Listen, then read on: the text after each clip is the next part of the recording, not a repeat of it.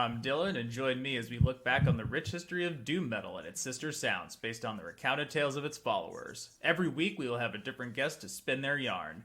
You can visit the website at diaryofdoom.com, follow us on Instagram, like us on Facebook, follow the podcast on diaryofdoom.podbean.com, and subscribe and listen to the podcast on Apple Podcasts and Spotify and wherever else you may get your podcast from.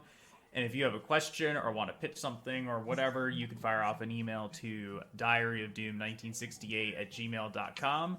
We also have a Patreon that you can support for additional episodes and whatnot. You can find that over at patreon.com/diaryofdoom.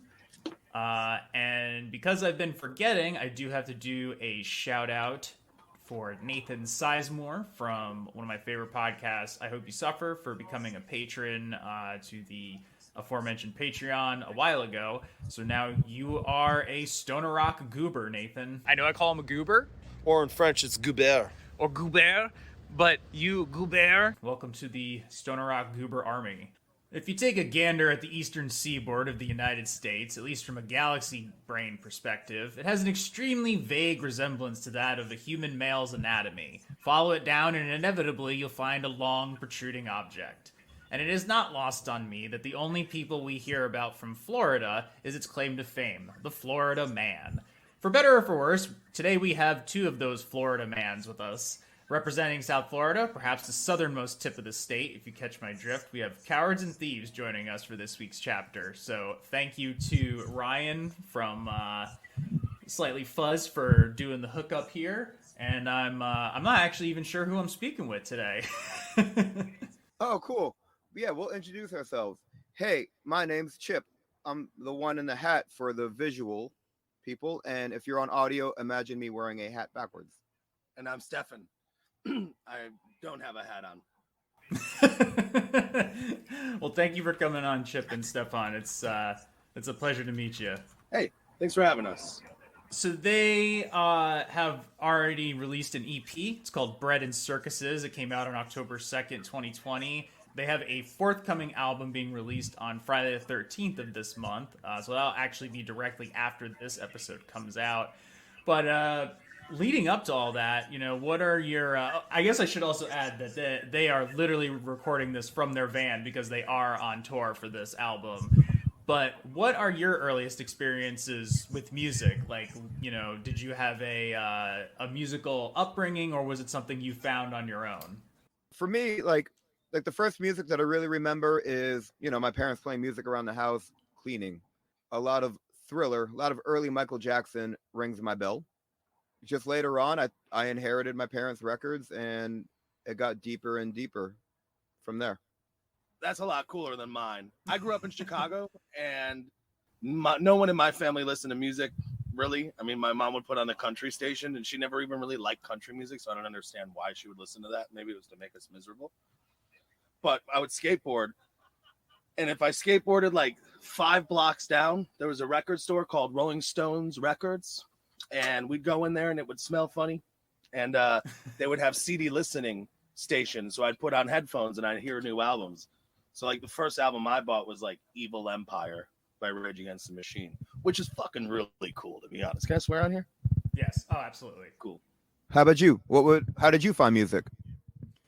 I mean, it's always been something in my life, probably because both, like, my dad, for one, was really into, like, he was the guy that tipped me off to Pink Floyd. So, like, that's just something that's always been a strong connecting bit, a strong bit of connective tissue between my father and I. And, you know, I have a very vivid memory of, I think, driving down the shore, and we were listening to The Wall, and he had to, like, he just basically explained what was happening in every song. Oh, fuck yeah. He's like, you would love this because it's, like, animated, and they turn into, like, monsters and shit. And I was like, cool. And then watched the movie, and I'm like, I'm sad. Where are you located? I am in Brooklyn, New York. Hey. We'll bring someone on later. You'll know him. You won't know him. Okay. You went to the same bodega together. Yeah. No, that's really cool that you like. Yo, a lot of I bonded with my dad over a lot of classic rock too. He asked me to play Layla When He Dies. So there's one for you. Nice. Because sometimes on the radio, for Layla, at the end of it, there would either be a bird or not a bird. So we'd have to listen to all of fucking Layla to figure out if it's a fucking bird or not the bird at the end of the song. Who has the time of day to listen to all of Layla? Derek and his dominoes. Derek and the dominoes. On the flip side of that, my mom was a punk, so she was always out in New York during the punk scene. So she hit me to stuff like, you know, Patti Smith and Iggy Pop, the Ramones, Dead Kennedys, all that classic shit. Oh, Black fuck yeah. Flag, you know, all the classics, Bad Brains, and all that shit. So it was. Mama was a punk rocker. It was always helpful to have that as like a backbone, and you know, of course, I went through like, you know, the shitty pop music when you're young, and then the new metal of, you know, the 90s. And I think we could probably the band that I most closely identified with for most of my life before I got way deeper into heavy metal was probably Nine Inch Nails. And they're like metal periphery anyway. So, but that's probably the band that's been with me like the longest, since like when I really like actually started to understand and give a shit about music. Yo, no, Nine Inch Nails is like is a gift that keeps giving, especially like headphones. Nine Inch Nails. There's things that you probably will hear for the first time now. You know. Yeah, and they always bring it live. They're an incredible live band. How many times have you seen them live? I want to say I've seen them at least 9 times. Oh, whoa. You can't go anymore. Yeah. No, You have to retire. 9 times Dylan. 9 Inch Dylan. Ooh, Nice. edit. Nah, poor name. Yeah. For the inevitable career. Well, you have all the webcams, so let's go. Yeah, where Brooklyn at? Do you have, like, I know you said Evil Empire, but do you have like a landmark album that kind of made you start thinking about music differently? Or maybe it like helped you sort of get more into heavy metal and whatnot?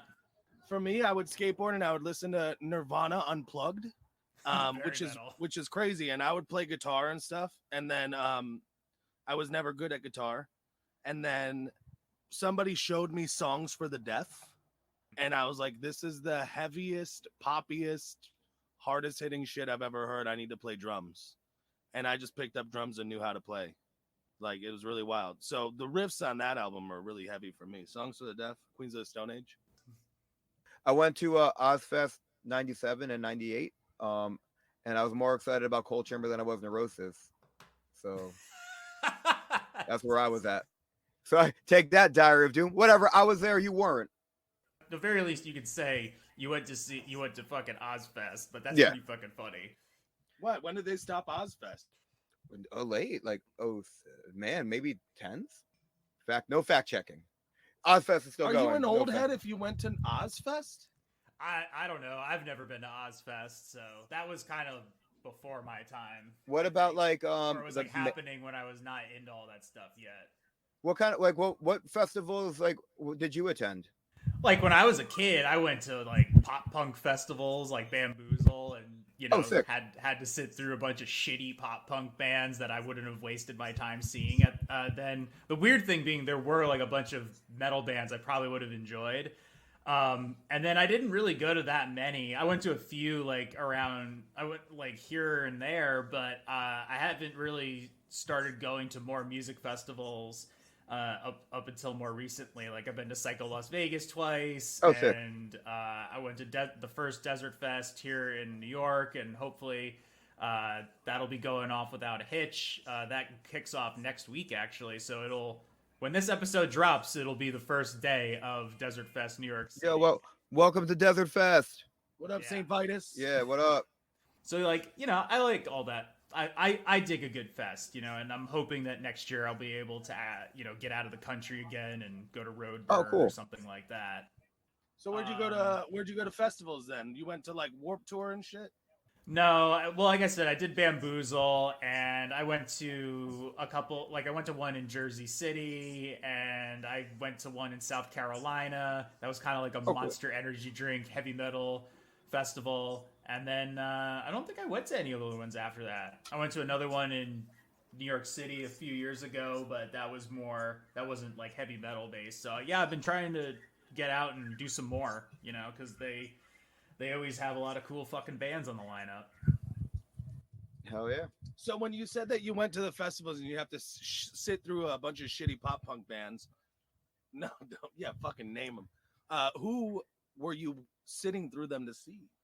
More other shitty pop punk bands, like I was there to see Coheed and Cambria and the Mighty Sick. Mighty Boss Tones. I was not there to see All Time Low. Like, Ooh, okay. sorry, that band blows. Yeah. No beef. Take us on tour, All Time Low. Yeah. Take us on tour to fight us. I never heard one of your songs, but I'm your biggest fan. Wait, what about The Movie Life? You know that band? Yeah, actually, we saw Vinny Caruana do a Movie Life set at one of those festivals. Fuck yeah, that's what I figured. What was his other band? The Avalanche? I Am the Avalanche. I Am the Avalanche, not the Avalanche. You're correct. Yeah, I think it was them doing the covers, but I don't know. Fuck. Was that cool? I mean, I thought it was like fine. My friends were really amped about it. That was just never really my thing. I was mostly just there because there were a few bands, and I was like, well, I want to hang out with my friends, so I'm going to this thing. Word. Yo, Movie Life is the shit. You go to shows in Brooklyn? All the time. Brooklyn Bazaar? Brooklyn Bazaar's gone. R.I.P. Yeah, they did not make it. Yeah, neither did we. We're done. That venue can't make it. What chance do we have? What else is out there? There was that awesome venue in Brooklyn. I mean, like St. Vitus, Elsewhere, St. there's Vitus a whole is bunch dope. of other ones. 1, 2, 3, no Rio? popping up. Haven't been there. There's been a bunch of Trans Pecos lately. That's kind of like it's in that sort of like St. Vitus network. Le Poisson Rouge is a lot of fun. I've seen a lot of great shows there. I saw High on Fire there and Spirit sick. there in October. What's like the capacity on that room? Like, what kind of room is it? I don't know, I don't know actually. 400 people. 500 Oh, that's a cool show. High on Fire to 400 people? Yeah, that's sick as fuck. maybe. I don't know. But yeah, there's a lot of. I mean, it's New York. It's like there's so many great venues here that like on any given night there'll be like 5 great shows going on. Fuck, that's so like, cool, man. The day after my birthday, Blood Incantation and Full of Hell are playing as well as this Japanese psychedelic rock band Kikagaku Moyu, and they're calling it quits. And I'm just like, God damn it! Whoa, that's a legit choice. Sophie's choice. So there's going to be some venue hopping that night. Yeah, that's sick as fuck. Hey, wait, here, I got one for you. Is Silent Barn still around? Oh, it's been gone. Did you ever go? No, never went there. That was part of like the old crop of the venues. Like, there was a venue called the Acheron that was sort of the St. Vitus before St. Vitus, and that's long gone. Oh, word.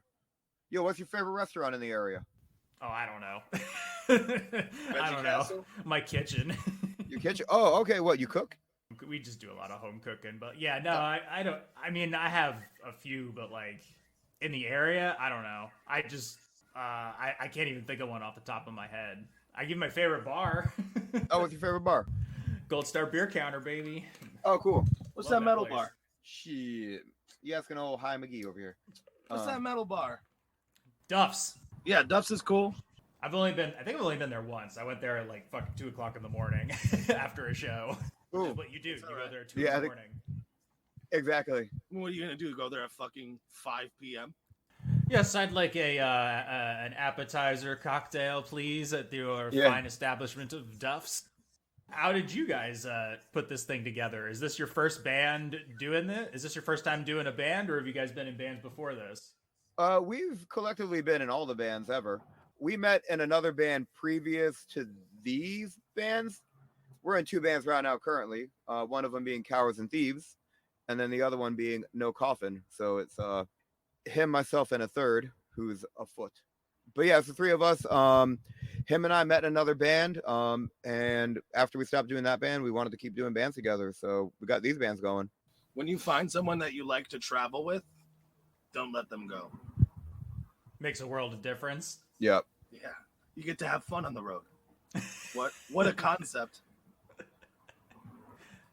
For that being said, like with the benefits of like having cool people to travel with, and since this isn't your first rodeo, have you had any interesting or notable experiences on the road? Yeah, actually, we were just talking about this. We had played South Carolina, and we'll come up with the city later. But we played a bar out there, and after the show, a wedding party came to our show. So it's a bunch of very well dressed lawyers. Yeah, they were lawyers, DC lawyers. Don't put on. Now they hear it. And there were some ambiguous lawyers there, and they partied hard. And that was probably the craziest night we ever had. We partied with a bunch of lawyers. Yeah, that's pretty funny. I was at St. Vitus the other night, and there was like, we were just like hanging out, and then this like little pack of like Wall Street dudes came in, like all nice and, you know, well dressed and wearing like a puffy vest to stay warm, while the rest of us are in like fucking, you know, ratty fucking sweatshirts and shit. And we're all just like, what the hell? Who the hell are these guys? Like, why are they here for the grindcore show? This is bizarre. Maybe we should fight them. We should fight them. So we contemplated fighting them. We ultimately did not.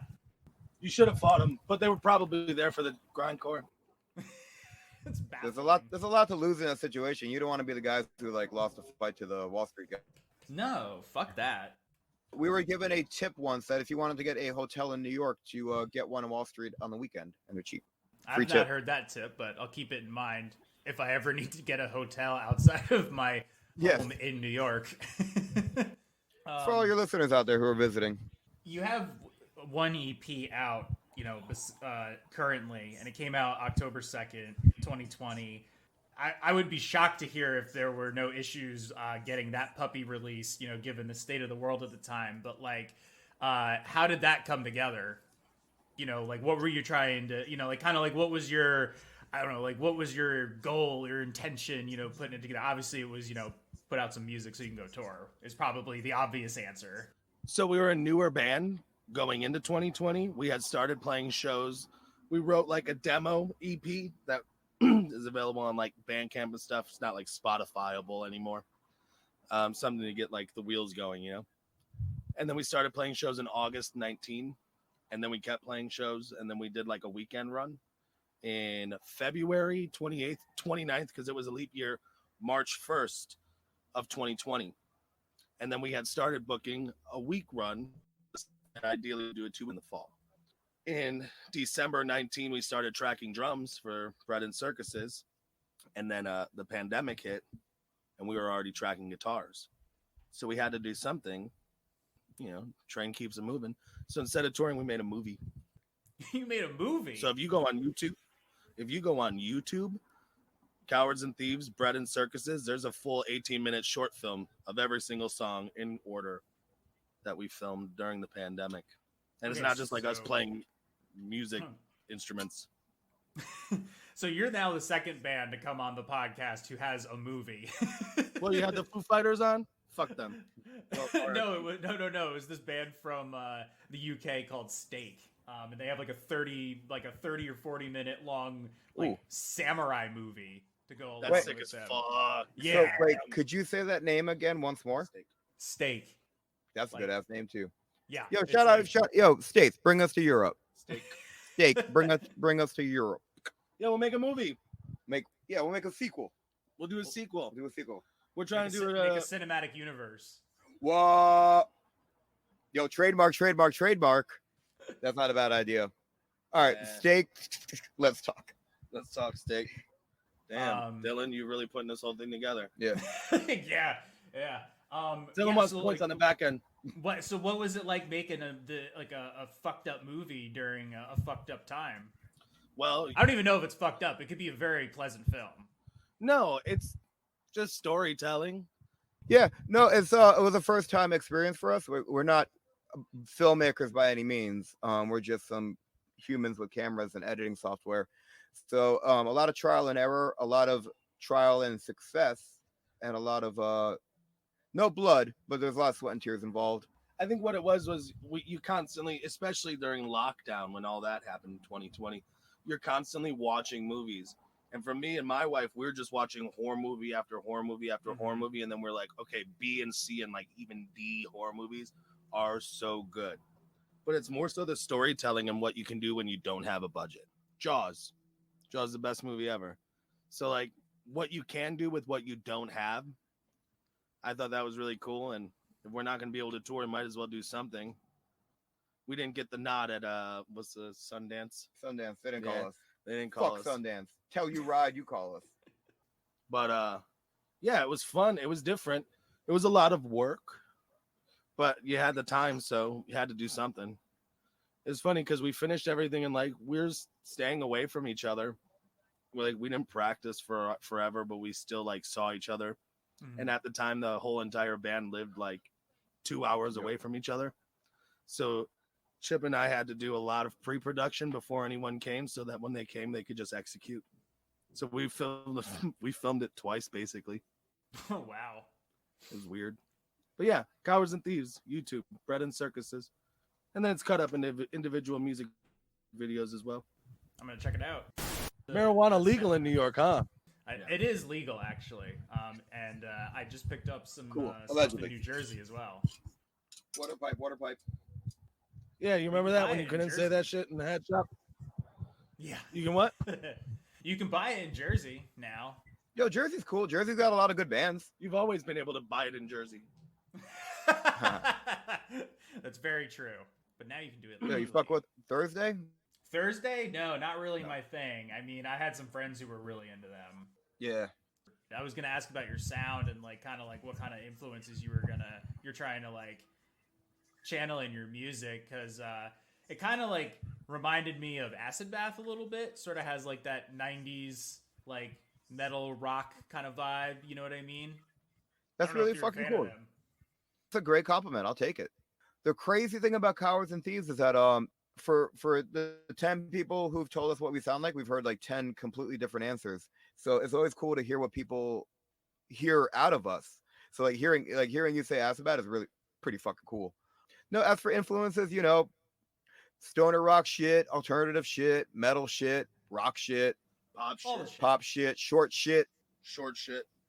We're the sum of all of our experiences. So like we've been in a bunch of weird bands, and I think it kind of culminates in this band. Like they kind of crash all together. Powerhouse pop music. It's a good one. I just think it's pop music and dropped and downtuned. Yeah, that's like kind of what like that's a good way to describe it. It's kind of how I felt. It's got like that moving energy and like tight songs, like your EP. Oh, cool. You know what I mean? It's like 15 minutes. Like I felt like it was like I was like, what's going on here? Records getting sensible with their running times again. They're not like fucking an hour and a half long and it's 3 songs. Yeah, at this point in the world, like you're kind of competing. You could be doing anything else instead of listening to our music. You could be watching an episode of Friends, or you can be listening to our album. Like we're not here to really take up much of people's time. Like time is very valuable, especially in 2022, when options are vastly incredible. So yeah, it's intentionally short, just in and out, arrive, raise hell, leave. So how did you get linked up with Slightly Fuzzed?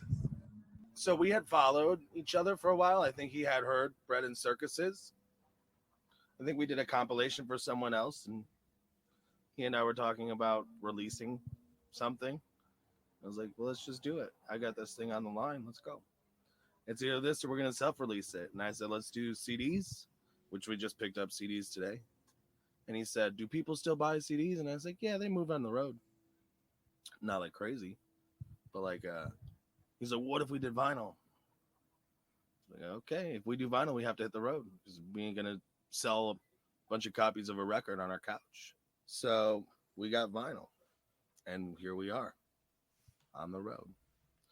The record comes out 5/13, May 13th, but we're selling them now on this tour.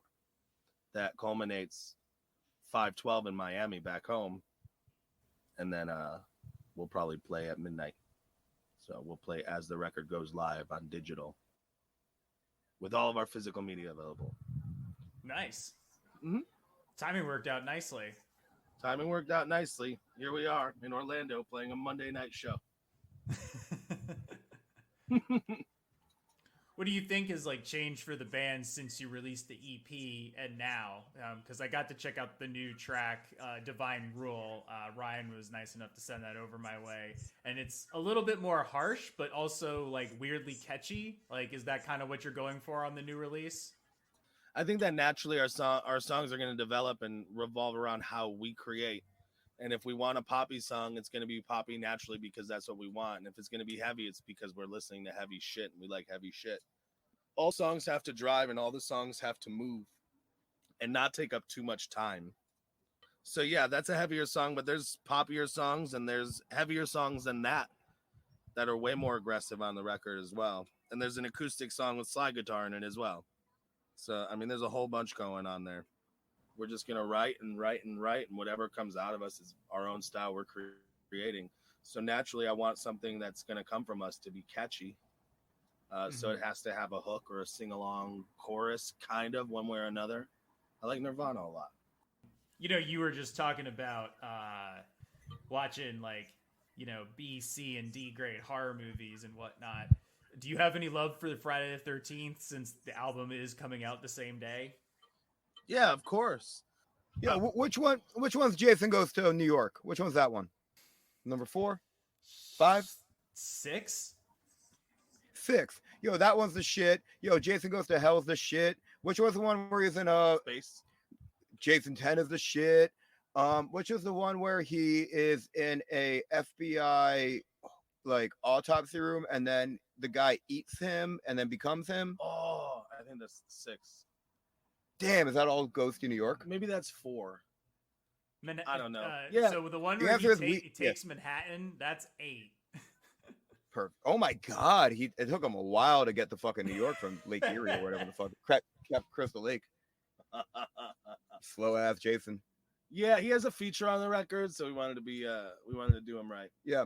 All the background percussions, all the chums are him. Yeah. So 2 movies after he goes to New York, he goes to fucking space. Yeah, dude. Where do you go after New York? Where do you go after New York? Fucking space, baby. Let's go. Cape Canaveral, down the street. Yeah. So yeah, no, we like Friday the 13th, but we're not really good at the trivia. So like we're aware of shit that happened, but not in a canonical order. So if you have like YouTube comments, like come at us. Get you some. Get you some. You get a hard thumbs down. Once you're back from the tour and the album is out, do you have anything else in the works to, you know, to follow up on later on in the year, or are you just going to be like coasting on this for a little while? Oh, no, we are kooky ass people. We're going to stay busy. We have a weird agility and superpower as this cowards trio because we're also technically no coffin. So we can kind of take shows and stay on the road. We want to play all the shows. Have you been listening to anything lately? Like what's your tour soundtrack? You got a tour playlist? Man, we've been on the road so much that I think we've burnt through everything. I think we've listened to almost all of the music. We've left this continent. We've gone to other continents. We've got to other areas of time. I think we've almost listened to everything. So like, we'll jam anything. If you guys have recommendations, we'll check it out. On some new shit, I've been jamming that Backslider album that came out maybe 3 weeks ago. I haven't checked that one out. I have not. Oh, it's heavy as shit. All. Oh man, they're from the Pennsylvania area allegedly. They bang. It's like power sludge violence. But so yeah, check out Backslider. What about you, Stefan? Shit.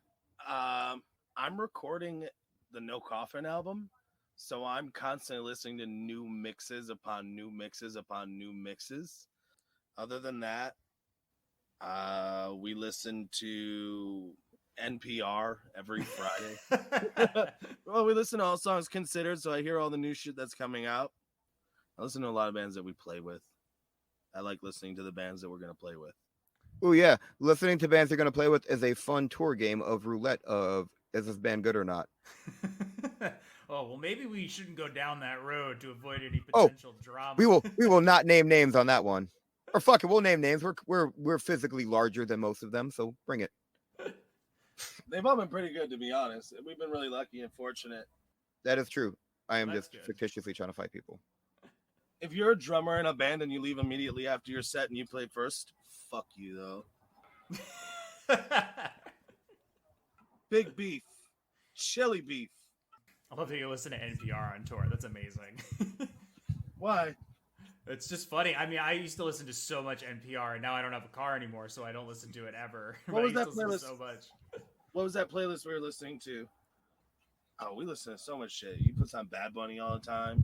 You listen to fucking Slut Pop or some shit. What was that? Slut Bop. Fire. Crazy. The Eagles are cool too, though. Yo, Desperado's the world's saddest song. Yo, Desperado, listen to those lyrics. That's about not touring anymore. That's about giving up touring. It's a goddamn sad song. You know, Hotel California is about a hotel in California? No shit. Yeah, California, Ohio. Yeah. Is that the truth of it? We know nothing, allegedly. We're the No worst. fact checking. We're the worst. What have I been listening to? I listened to Mastodon's soundtrack for Jonah Hex, which is million times better than the movie. That movie fucking sucks ass, but it's not bad. Totally listenable. I listened to the split between Domecraft and the Slowmatics called Ascend Descend. That was good. I listened to the new Dalek album, Precipice, the new Spiritualized album. Oh, the new wait, Hell's like Dalek, Valley. like the rapper guys? Yeah, from Newark. Oh, cool. Wait, is that good? Let's Yeah. back it up. Yo, because they are the shit. Yeah, very Cool. good. So that record's good? Yeah, I thought it was really good. Fuck I it. definitely got to listen to it again. New bring 'em on the show. Spiritualized, Helms Ali. Oh, that would be dope. New Somali Yacht Club. This band Half. Wait, what is that? That sounds exciting. Somali Yacht Club they're like a bit more of a like psychedelic stoner metal band. Word. Very spacey. And they're Ukrainian, so they're kind of dealing with some shit right now. Listen to the new EP from Huntsmen. They're a great band. It's called The Dying Pines. I listened to Child Bite. That's a good their name. album Blow Off the Omens. There's this great band called Nomos. They're like a death grind band. Their Oh, new fuck album yeah, is they're so sick. fantastic. Yeah, they're super good. Here, let me ask you a crazy question. How do you listen to music? How do you consume music? Mostly listen to it just through streaming, but I've been trying to like listen more on Bandcamp as much as I can, and I have a small but growing record and tape collection. Oh, word. What's your favorite thing in your collection so far? Probably my mom's copy of a Discharge, of like the classic Discharge album. Oh, fuck. Your mom was like, cool. Yeah, like when I Wow. found that, I was like, what? Yeah. That was pretty fucking cool. Yeah, so that's probably one of my favorite things that I have. I just think that's a really fucking rad record to have. How about in your tape collection? What do you got there? I mean, they're all pretty new. I have the soundtrack to Godzilla in 1998. Oh, sick. That's a monster soundtrack. Fucking P. Diddy ripping off Led Zeppelin. He didn't rip it off. He gave Jimmy Page money to be on the track And in the video. and in the video. It's amazing. It's P. Diddy featuring Jimmy Page. It's amazing. They got the Jamiroquai money from that. The Jamiroquai money. Yeah. No, monster soundtrack. What was the Rage song on there? Was it original? Deeper Underground, I think it was called. No, Yeah. that's Jamiroquai. Oh no, it was. Oh yeah, that's Jamiroquai. I don't remember the name of the Rage song. Ghost. It was Ghost? Ghost of, I think so. No fact checking. We don't have a video feed anymore. It don't matter. That's a good tape. And I found this old reggae tape on the street in Brooklyn by this artist called Burning Spear. That is awesome. That's cool. Another fucking awesome thing that I just found randomly on the street. That was very cool. No, that's it. Congratulations. I also picked things up off the floor, so congratulations. Hey, sometimes you just can't say no. Exactly. Yeah, I one time found a weird reggae tape also on the floor, and it was called Dread Zeppelin, and it was Led Zeppelin reggae covers. Easy Star All Stars. What? That's Easy Star All Stars. It's Dread Zeppelin? Yeah, they did Radio Dread as well. It's fire. Yeah. They did OK Computer. Yeah, I found a cassette on the floor. I'm like, And this they is did worth Thriller keeping. as well. Oh, God. They kill it. And, Sorry about that. We got caught in a side conversation. all good. And then just since we're talking about tapes, listen to my friends in Altered States. Their demo called Dark Crossroads. Artificial Brain picked up just like a 2-tracker from them called Butchering Cosmic Giants. And High on Fire, Snakes for the Divine. Oh, sick. Listen to that on tape. Shel- Very no different shelter. listening experience for that album Yo, on tape. Tapes are the shit. I love tapes. I think that might It's be my pretty cool favorite that way to they're listen to back. music. Yeah. like I don't want to speak disparagingly of records as we try to sell records, but or vinyls. But man, I hate flipping a vinyl record. It is my least favorite thing to do on the planet. There is something fun about the tape. It's just like Something, yep. with the big buttons and everything. Big buttons like cranks and things are moving. No, tapes are the shit. Speaking of flipping records, so you don't have to flip this record to finish out the album. All of side A is our new album, and side B is Bread and Circuses. Oh, we should have promoted that. Yes. It's a surprise everyone gets. Well, I was gonna say, is there anything you want to promote or plug right now? And this is the time to do it. Cowards and Thieves has the LP coming out. It'll be coming out digital and physically.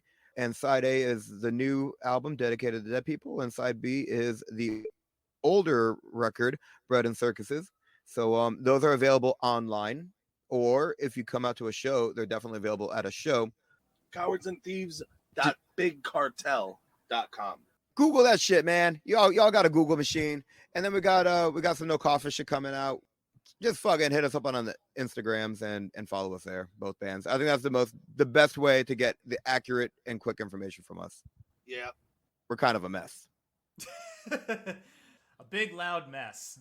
Yeah. We out here. You're just doing your thing, man. Trying. With that, I'll be quote unquote off to Desert Fest. Hey. But thanks for coming on the show. This has been Cowards and Thieves. You can check out their new album on Friday the 13th, the day after this episode is released. And go check them out on tour. They'll be probably dropping by to your local saloons at some point. Hell yeah. If you're at Desert Fest, say hello to Torch. Oh, yeah, definitely will. Sick. Those dudes rule. Thank you so much for having us, Dylan. This is awesome. Appreciate it. Sorry the feed went out because of the venue Wi-Fi. That's okay. Fuck it. Felt like a real, road interview. Like, people got to do this all the time. You're now maybe like the third podcast we've done, so maybe we're getting better at them, or maybe we're getting used to them. It's a very awkward situation, so thank you for bearing with us on this. No problem. My pleasure. That'll do it for this chapter of the diary. Have a great tour, guys. Thanks so much. Appreciate it. Diary of Doom.